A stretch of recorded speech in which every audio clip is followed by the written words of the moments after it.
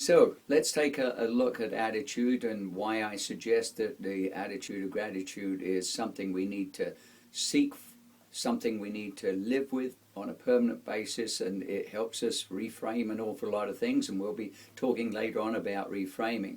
But it helps us live in a more peaceful world, both internally and our external experience of the world. So what does it really mean? It means, in a sense, that we've got a great attitude. Now, if you think, why would that be determining anything? Well, it determines whether you're in the way or on the way. And hopefully you want to be on the way rather than in the way. In other words, sabotaging or providing boulders and blocks to new and positive experiences. So if we look at what is the opposite of gratitude, it's often victimhood, in fact. We're in a state often of denying our own responsibility for our own life. And if you think about what that means, it's our ability to respond to things. We will just also be reflexive, maybe, because we will often react to things. And react is an automatic. There's a trigger and something happens and we're just reacting. Even when we're so-called listening to somebody, we're not necessarily hearing what they said because we've already got our reaction ready to go. So we need to work towards being the causative agent for our own experience. In other words, to get back in the driving seat of the bus. We may never have been there in the first place, but that is the idea behind it. Quantum physics is involved, which is the absorption and ability to not only absorb but transfer energy. And to make it positive, hopefully, because that determines the outcome that you will have, of course. And to want other people to really do well in their own lives. But the better we get in terms of controlling our own thoughts, our own feelings, our own responses, that determines how we're going to experience life, even though tough things will come at us at different times. So if we look at absorption and transference, remember I'm talking about quantum physics. That's being in that place where you can be spontaneous, where you can be in the now. I'm going to read something to you as well, just one other thing I want to read, because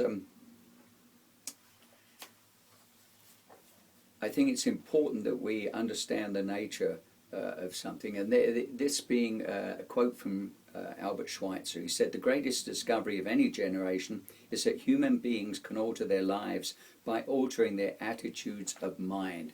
And Schopenhauer once said, "To overcome difficulty is to experience the full delight in existence."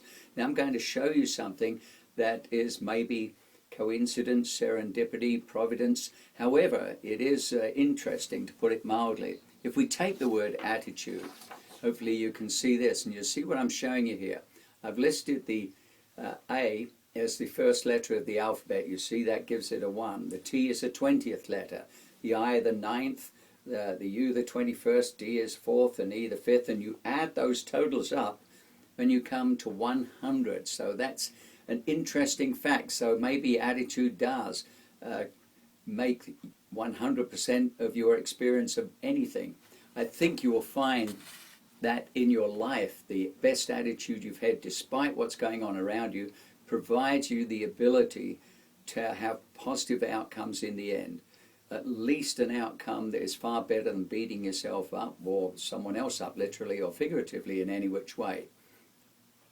It will help us get to the point where we can help others as well. We may be looking towards filling an existential vacuum.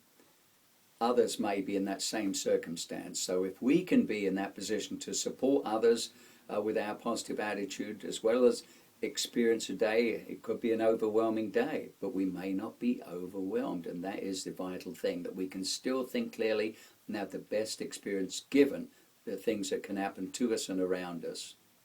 Cicero stated that gratitude is not only the greatest of virtues, but the parent of all others. So I ask you to consider that as we'll be moving on, but bring your healthy, positive attitude with you into each of these lectures.